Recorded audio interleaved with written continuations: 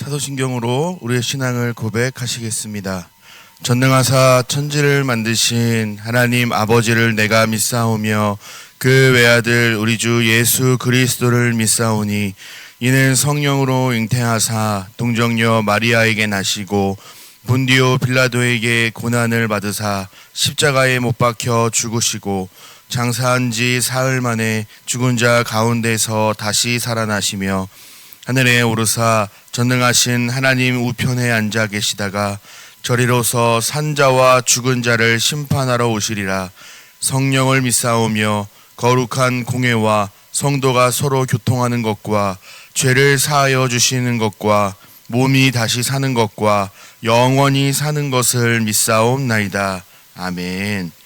이 시간 찬송가 215장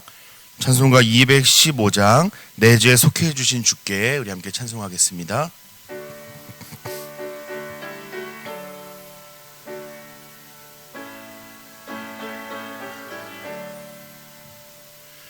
내 죄 속해 주신 주께 힘과 정성 다하니 나의 온갖 언행 심사 주를 위한 것일세. 내게 있는 모든 것을 주를 위해 바치리.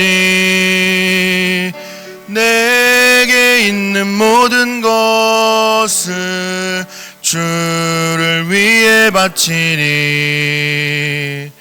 나의 손과 발을 들여 주의 명령 행하고 오직 주만 바라보며 주만 찬양하겠네. 항상 주를 찬송하며 이 몸 바치오리다. 항상 주를 찬송하며 이 몸 바치오리다. 내가 주를 바라보니 나의 영혼 밝아져. 십자가를 지신 주만 항상 바라봅니다. 십자가를 바라보며 주만 따라가리라. 십자가를 바라보며 주만 따라가리라. 신기하고 놀라워라. 영광스런 왕의 왕 나를 친구 삼아 주사 편히 쉬게 하시네. 주의 날개 보호 아래 영원한 식 얻겠네. 주의 날개 보호 아래 영원한 식 얻겠네.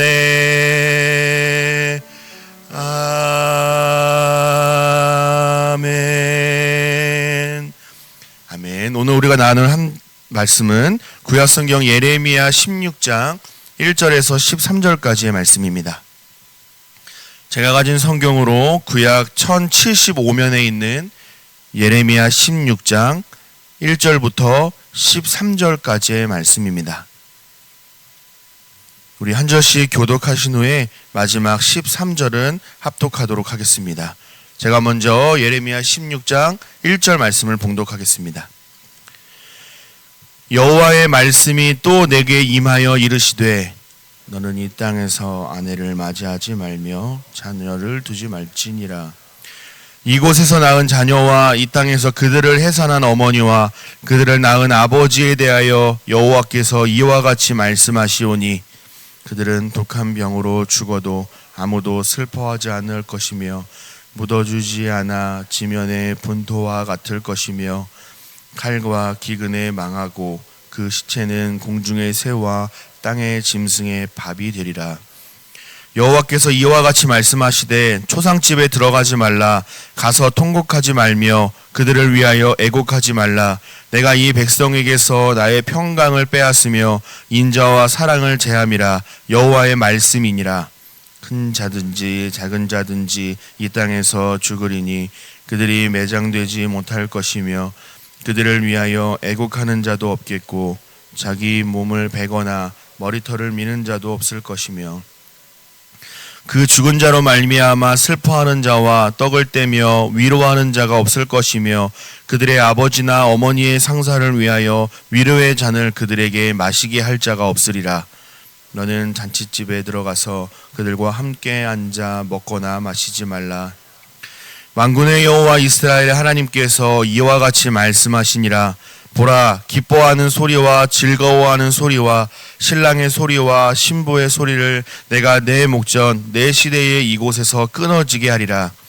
내가 이 모든 말로 백성에게 말할 때에 그들이 내게 묻기를 여호와께서 우리에게 이 모든 큰 재앙을 선포하심은 어찌되며 우리의 죄악은 무엇이며 우리가 우리 하나님 여호와께 범한 죄는 무엇이냐 하거늘 너는 그들에게 대답하기를 여호와께서 말씀하시되 너희 조상들이 나를 버리고 다른 신들을 따라서 그들을 섬기며 그들에게 절하고 나를 버려 내 율법을 지키지 아니하였음이라. 더욱 악을 행하였도다. 보라, 너희가 각기 악한 마음에 완악함을 따라 행하고 나에게 순종하지 아니하였. 13절 함께 있습니다. 내가 너희를 이 땅에서 쫓아내어 너희와 너희 조상들이 알지 못하던 땅에 이르게 할 것이라. 너희가 거기서 주야로 다른 신들을 섬기리니 이는 내가 너희에게 은혜를 베풀지 아니함이라 하셨다 하라. 아멘. 이른 새벽에 주님 전에 올라오시면서 6분의 성도님께서 1,000번째 예물을 드리셨고 한 번의 성도님께서 감사의 예물을 드리셨습니다. 고등부 수련회를 잘 마치고 금년도 교회학교 여름 행사 중 지키심과 은혜 주심에 감사드립니다. 아멘. 우리 성경적 정체성을 함께 선포하도록 하겠습니다. 오늘은 나는 세상의 소금입니다입니다. 저와 함께 2번 성경적 정체성 함께 선포하시겠습니다.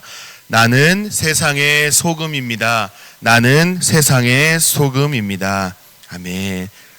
세상의 빛과 소금의 역할을 잘 감당하는 복음의 증인들 다 되시기를 주님의 이름으로 축복합니다.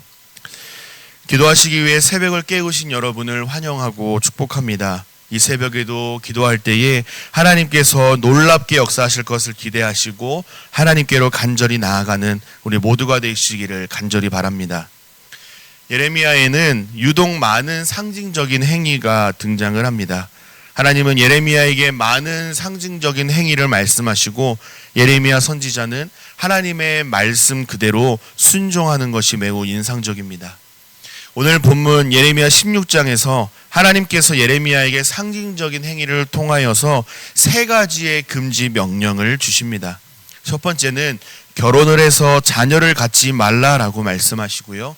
2번째는 초상집에 가서 곡을 하거나 위로하지 말라라고 말씀을 하십니다. 3번째는 잔치집에 가서 기뻐하지 말라 말씀하십니다. 오늘 말씀은 이 3가지 금지 명령을 중심으로 해서 말씀을 나누고자 합니다. 1절부터 4절까지의 말씀이 결혼을 해서 자녀를 갖지 말라라는 첫 번째 금지 명령입니다. 2절 말씀을 보시면 너는 이 땅에서 아내를 맞이하지 말며 자녀를 두지 말라라고 말씀을 하십니다. 여러분, 결혼은 무엇입니까? 사랑하는 한 남자와 한 여자가 가정을 세우는 것을 결혼이라 이렇게 말합니다. 또 결혼은 하나님께서 제정하신 것이라 이렇게 말씀을 하죠. 하나님께서는 혼자 사는 아담을 보시고 좋지 아니하다라고 하시면서 하와를 만들어 주셨습니다. 그 후에 아담과 하와가 함께 있는 모습을 보시고 토부, 좋다, 나의 모든 계획이 100% 완전하게 성취되었다라고 말씀하시죠. 이처럼 결혼은 축복을 상징합니다. 왜 그럴까요? 생육하고 번성하라라는 이 문화 명령을 성취할 수 있는 통로가 되기 때문에 그렇습니다. 그런데 아내를 맞이하지 말고 자녀를 두지 말라라는 것은요, 이 모든 축복과 문화 명령이 끊어지는 것이라 할 수가 있습니다. 그렇다면 하나님께서 금지하신 이유가 분명히 있을 텐데요. 3절과 4절에서 보다 구체적인 말씀을 하십니다. 결혼하여 자녀를 두지 말라라고 금하신 이유는요, 약속의 땅에서 태어날 이 자녀와 부모들이 심판을 맞이할 것이기 때문에 그렇습니다. 자녀들은요, 미래에 대한 희망을 기대하죠. 그러나 기대와 달리 자녀들이 하나님의 심판으로 말미암아 모두 다 죽임을 당하게 될 것이기 때문에 하나님께서는 자녀를 낳지 말라라고 말씀을 하신 겁니다. 하나님의 심판으로 인하여서 통곡할 겨를도 없고 시체를 제대로 매장할 여유도 없어서 그럴 공간도 없어서 결국엔 공중의 새와 땅의 짐승의 밥이 될 것이기 때문에 그렇게 말씀하신 겁니다. 축복의 대상이요 미래의 희망이 되어야 할 우리의 자녀들이 조상과 부모의 죄에 따라서 사망과 절망뿐인 끔찍한 세상에 방치되어 살아야 하기 때문에 자녀를 두지 말라라고 말씀하신 겁니다. 4절에 보시면 지면의 분토와 같다라는 표현이 나옵니다. 이 표현은요, 땅에 널린 쓰레기처럼 방치된다라는 그런 뜻입니다. 약속의 땅이 생육과 번성과 희망과 소망의 땅이 아니라 심판의 저주에 놓인 죽임 땅이 되었다는 것입니다. 여기서 우리가 기억해야 할 영적인 원리가 있습니다. 유다 백성이 약속의 땅에서 태어났지만 하나님의 백성으로서의 정체성을 잃어버리게 되자 하나님의 심판을 피할 수가 없게 되었습니다. 사랑하는 여러분, 우리가 신앙 공동체에 단지 속해져 있다고 해서 한 자리 차지하고 있다고 해서 구원을 보장할 수가 없습니다. 모태신앙이라고 해서 구원을 보장할 수가 없고요. 성도, 집사, 권사, 장로, 심지어 목사라고 해서 그 직분이 구원을 보장해 줄 수도 없습니다. 이제 막 교회 등록하고 이제 막 세례를 받았다고 해서 구원에서 먼 것이 아니고요. 신앙생활을 40년, 50년 그 이상을 했다고 해서 구원이 더 가까운 것만은 아닙니다. 여러분, 분명한 것은요, 구원은 철저히 하나님의 영역이 맞습니다. 그러나 우리가 알 수 있는 것은요, 바로 지금 어떠한 마음가짐으로 어디서 어떻게 하나님을 섬기고 있는가가 우리의 구원을 결정한다라는 중요한 기준이 된다라는 사실을 기억하시기를 바랍니다. 바로 오늘 성도의 정체성을 가지고 하나님께서 기뻐하시는 삶의 자리에서 하나님께서 기뻐하시는 것을 보고 듣고 선택하는 우리 모든 제2가족들이 되시기를 간절히 소망합니다. 5절에서 7절까지의 말씀은 초상집에 가서 곡을 하거나 위로하지 말라라는 두 번째 금지 명령입니다. 죽은 자를 위하여 통곡하고 사랑하는 가족을 잃은 자들과 함께 울어주고 위로하고 격려하는 일은 지극히 당연하고 필요한 일입니다. 없는 시간을 내어서라도 해야만 하는 일이고요. 꼭 필요한 일입니다. 그런데 하나님께서는 왜 금지하시는 걸까요? 하나님께서 내리실 평강과 인자를 거두셨기 때문입니다. 더 이상 하나님의 사랑과 은혜를 베풀지 아니하시겠다라고 선포하셨기 때문이지요. 유다 백성은 하나님의 사랑의 대상이었는데 그들의 죄악으로 말미암아 이제는 하나님의 심판의 대상이 되었습니다. 그러므로 예외 없이 심판으로 인하여 죽음을 피할 수 없게 되었습니다. 6절과 7절에서 보다 더 구체적인 근거를 제시하는데요. 하나님의 심판으로 모두가 다 죽임을 당하게 될 것이기 때문에 지면의 분토와 같이 되어서 모든 사람이 심판의 대상이 되고 모두가 다 유가족이 될 텐데 장례식과 애국이 도대체 무슨 의미가 있겠냐 하는 것이죠. 만약 애국한다고 해도 그들에게 빵을 주어 힘을 돋우고 위로할 사람이 주위에 아무도 없습니다. 또한 자식을 잃은 슬픔을 당한 부모를 위로할 자가 주위에 아무도 없습니다. 생육하고 번성할 이 약속의 땅에 하나님의 심판이 임하게 되면 시체로 가득하게 되는 사망과 죽음의 장소가 될 것입니다. 약속의 땅은요, 장소 그 자체가 만들어주는 것이 아니라 그곳에 하나님이 임재하시는가 그렇지 않은가, 하나님께서 은혜를 베풀어 주시는가 그렇지 않은가에 달려 있습니다. 우리 인천 제2교회와 우리의 가정과 직장과 일터와 학교와 삶의 모든 영역이 우리의 모든 발걸음들이 하나님께서 굽어 살피시고 함께하여 주심으로 말미암아 그곳이 은혜 받는 자리가 되고 하나님의 사랑을 경험하는 자리가 되고 하나님을 찬양하고 감사를 고백하는 하나님을 높이는 자리로 삼으시는 저와 여러분 되시기를 예수님의 이름으로 간절히 축복합니다. 8절은 잔치집에 들어가서 그들과 함께 앉아 먹거나 마시며 기뻐하지 말라라고 세 번째 금지 명령을 주십니다. 잔치집도 마찬가지로 기쁨의 장소, 축제의 장소라고 할 수가 있습니다. 축하할 일이 있다면 마땅히 가서 진심으로 축하해 주는 것이 좋을 것입니다. 그럼에도 불구하고 그 자리에 가지 말고 기뻐해서는 안 된다라고 금하시는 이유가 무엇일까요? 이 또한 하나님의 심판과 관련이 있습니다.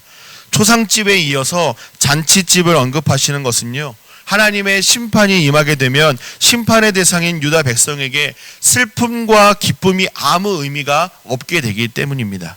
9절에 내 목전 내 시대의 이곳에서 끊어지게 하리라 라고 말씀하시죠. 9절 말씀이 굉장히 중요한 역할을 하는데, 유다 백성이 그들의 시대에 그들의 눈으로 직접 하나님의 심판이 이르게 될 것을 직접 목격하고 경험할 것이기 때문에 현재의 즐거움과 결혼의 기쁨이 아무런 의미가 없다는 것을 다시 한번 잘 보여주고 있습니다. 결국 중요한 것은요, 하나님의 심판을 받지 않도록 미리 잘하는 것이 중요하겠지요. 하나님 앞에 범죄하지 않고 하나님을 신뢰하고 하나님의 말씀에 순종하는 삶을 살아야 할 것을 말씀해 주시는 것은 우리 모두가 동의하는 말씀이라 생각합니다. 그런데 10절 이하의 말씀을 보니까 예레미야 선지자가 하나님께서 선포하라고 말씀하신 이 하나님의 심판을 그대로 선포했을 때에 이 유다 백성들은 도대체 우리가 왜 하나님의 심판을 받아야 하냐고, 우리에게 죄가 있는 겁니까? 죄가 있다면 그 죄는 무엇입니까? 말씀해 주십시오라고 도저히 납득하지 못하는 사람들이 나타날 것이라 말씀하고 있습니다. 참으로 뻔뻔하고 패역한 모습을 잘 보여주고 있습니다. 11절 이하에 하나님께서 심판의 원인을 직접 구체적으로 잘 설명해 주시는데 크게 세 가지 이유입니다. 첫째, 유다 백성의 조상들이 하나님을 버리고 우상을 따라가서 우상을 섬기고 예배한 것입니다. 한마디로 우상 숭배의 죄를 범했다라는 것이죠. 둘째, 조상들이 하나님을 버리고 율법을 지키지 않았다라는 겁니다. 율법을 지키지 않은 것은 우상 숭배뿐만 아니라 사회적으로 무리를 일으킨 것도 포함을 합니다. 삶이 완전히 무너진 것이죠. 도덕적으로 무너져 버린 겁니다. 그래서 하나님의 심판이 불가피했던 겁니다. 세 번째입니다. 유다 백성 각자의 자신의 악한 마음으로 조상들보다 더 악을 행한 겁니다. 누가 시켜서 어쩔 수 없이 떠밀려 악을 행하는 것이 아니라 자신이 능동적으로 죄악을 향하여 빨리 달려갔다라는 겁니다. 결국 이 세 가지의 공통점은 무엇입니까? 전적으로 하나님을 거부하는 반역 행위를 범했다라는 겁니다. 하나님을 버렸다는 것은요, 하나님을 신뢰하지 않고 하나님의 말씀에 순종하지 않고 자신의 정욕대로 자기가 하고 싶은 대로 하나님과 상관없는 삶을 살았다는 것이죠. 오늘 보면 마지막인 13절에서 1절부터 12절까지 쭉 말씀하셨던 이 금지 명령과 그 구체적인 근거에 따라서 하나님의 심판이 반드시 임할 것이라 선언하시는데요, 조상들과 유다 백성이 기업으로 받은 약속의 땅에서 내던져 버림을 당하게 될 것이라는 겁니다. 마치 요나 선지자가 하나님의 말씀에 불순종하여서 느느웨가 아니라 다시스로 향하던 배를 향하여서 하나님께서 큰 폭풍과 파도를 바다 가운데 내던지신 것처럼 히브리어가 같은 단어로 기록이 되어 있습니다. 하나님께서 약속의 땅에서 쫓아내실 것이고 유다 백성을 향하여 더 이상 은혜를 베풀지 아니하실 것이라 말씀합니다. 은혜가 단절되었다라는 것은요, 유다 백성은 더 이상 하나님의 백성이 되지 않는다는 말이고요, 하나님도 유다 백성의 하나님이 아니라는 말입니다. 하지만 이것은 최종적인 언약을 파기하는 것을 의미하는 것은 아닙니다. 당시 유다 백성은 자신의 죄악으로 말미암아 이 땅에서 내던져 버림을 당하게 될 겁니다. 추방을 당하게 됩니다. 하나님의 심판은 반드시 일어날 것입니다. 그러나 하나님은 유다 백성들과의 언약은 결코 포기하지 않고 끝까지 유지하시겠다라고 말씀합니다. 하나님의 백성들의 손을 끝까지 놓지 않고 붙잡고 계실 것이라 말씀합니다. 언약 관계를 유지하시고 반드시 그들과의 관계를 회복하고 마시겠다는 하나님의 열심을 잘 보여주십니다. 이러한 회복의 선언이 내일 살펴볼 본문 중 14절과 15절의 말씀에 잘 기록되어 있습니다.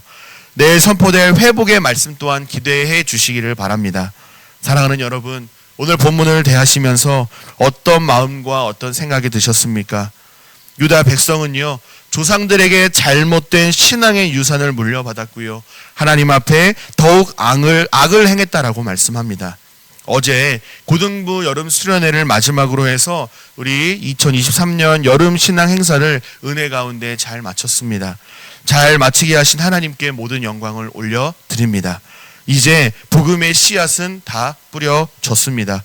열매를 맺는가 그렇지 않은가는 교회 학교의 주일 예배에서도 계속해서 결정이 되겠지만요, 가정에서도 이 아이들을 신앙으로 잘 양육하는가 그렇지 않느냐에 따라서 이 아이들의 열매가 결정될 것입니다.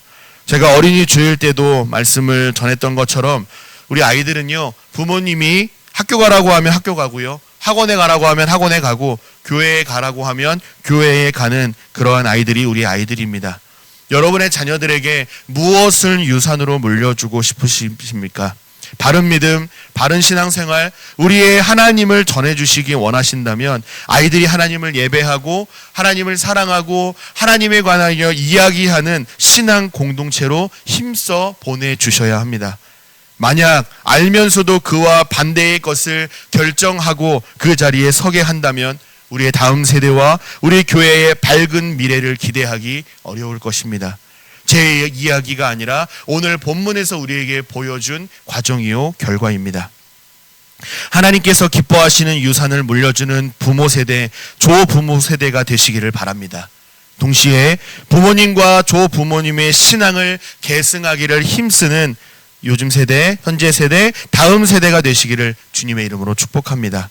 우리 하나님은요, 우리를 채찍질하고 심판하시기를 기뻐하시는 무지막지하신 하나님이 아니라 심판과 닥달과 보챔을 도구 삼아서 우리가 하나님께로 돌아오기를 기다리시는 우리의 아버지 하나님이 되십니다.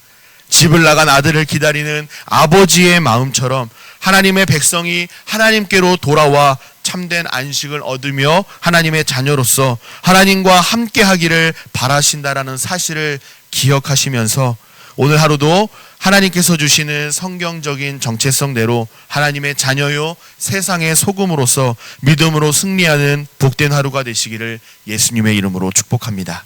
기도하겠습니다. 사랑의 아버지 하나님, 크신 은혜와 사랑을 감사드립니다. 어제 은혜 가운데 주일을 잘 보내고 월요일을 시작하면서 예배와 말씀과 기도로 하루를 시작하게 하시니 감사를 드립니다. 날마다 하나님을 우선순위로 여기고 하나님께 영광 돌리는 그것이 우리의 삶의 기쁨이 되게 하여 주옵소서. 오늘 말씀을 통하여 하나님의 마음을 깨닫게 하시니 감사를 드립니다. 하나님의 백성들을 징계하고 심판하기를 기뻐하시는 하나님이 아니라 이를 도구 삼아 하나님께로 속히 돌아오기를 바라시는 하나님 아버지이심을 오늘 다시금 깨닫게 하시니 감사를 드립니다. 하나님의 심판 앞에 내가 도대체 무슨 죄를 지었냐고, 하나님의 심판이 너무한 것 아니냐고 따지고 항변하기보다 하나님 앞에 자복하고 회개하며 속히 돌이키는 은혜가 우리 가운데 있게 하여 주옵소서. 특별히 우리 교회의 다음 세대들을 주목하여 주시고 지켜주시기를 원합니다. 유다 백성은 조상들에게 잘못된 신앙의 유산을 물려받아 죄의 영향력 가운데에 살아가고 결국 하나님의 심판이 불가피했음을 봅니다. 하나님, 우리에게 이러한 절망의 순간들이 오지 않게 하시고 기회 주실 때에 자녀 손들을 하나님의 사람으로 세워가는 일에 마음을 두고 최선을 다하게 하시고, 부모 세대, 조부모 세대는 신앙의 모범을 보이고 가르치기를 힘쓰는 부모 세대, 조부모 세대가 되게 하여 주옵소서. 또한 우리 자녀 세대는 부모 세대와 조부모 세대의 신앙의 유산을 잘 물려받고 계승하여 하나님 나라와 주님의 몸된 교회가 더욱 견고하게 세워지는 믿음의 주역들로 귀하게 사용하여 주옵소서. 우리를 귀하게 그렇게 사용하여 주옵소서. 예물 올려드린 귀한 손길이 있습니다. 예물을 기쁘게 받아주시고 하늘문을 여셔서 마음껏 축복하여 주시기를 원합니다. 함께 올려드린 기도의 제목들을 들어응답하여 주시고 날마다 하나님의 도우심 가운데 살아갈 수 있도록 은혜를 베풀어 주옵소서. 예배를 마치고 기도함으로 하나님 앞에 나아갑니다. 기도가 필요한 성도님들이 정말 많이 있는데 우리의 간절한 기도를 들으시고 하나님의 때에 하나님의 방법으로 선하게 역사하시는 주님을 경험하는 이 새벽으로 인도하여 주옵소서. 돌아가는 발걸음도 안전하게 지켜주시고 오늘 하루도 주님과 동행하는 은혜의 하루가 되도록 우리와 함께하여 주옵소서. 그렇게 행하실 우리 주님을 기대하고 찬송하오며 우리 주 예수 그리스도의 이름으로 감사하며 기도하옵나이다. 하늘에 계신 우리 아버지여, 이름이 거룩히 여김을 받으시오며 나라 임하옵시며 뜻이 하늘에서 이룬 것 같이 땅에서도 이루어지이다. 오늘날 우리에게 일용할 양식을 주옵시고 우리가 우리에게 죄 지은 자를 사하여 준 것 같이 우리 죄를 사하여 주옵시고 우리를 시험에 들게 하지 마옵시고 다만 악에서 구하옵소서. 대개 나라와 권세와 영광이 아버지께 영원히 있사옵나이다. 아멘.